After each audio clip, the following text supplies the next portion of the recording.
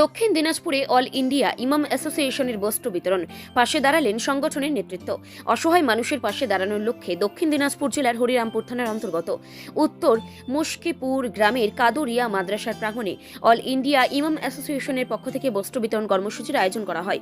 এই মানবিক উদ্যোগে এলাকার বহু দুস্থ মানুষের হাতে নতুন বস্ত্র তুলে দেওয়া হয়। অনুষ্ঠানে উপস্থিত ছিলেন উত্তর দিনাজপুর জেলা প্রেসিডেন্ট আলহাজ্জ মৌলানা আশিরুদ্দিন সাহেব, জেলা সেক্রেটারি মাহির উদ্দিন, চেয়ারম্যান এমডি আনার শেখ, জেলা কমিটির সদস্য মৌলানা তৈমুর রহমান ও মৌলানা আনিসুর রহমান সহ আরও বিশিষ্ট ব্যক্তিবর্গ।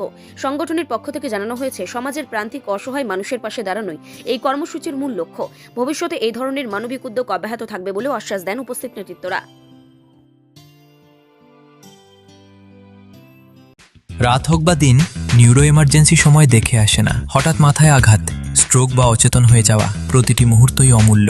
কারণ এখানে সময়ই সবচেয়ে বড় চিকিৎসা।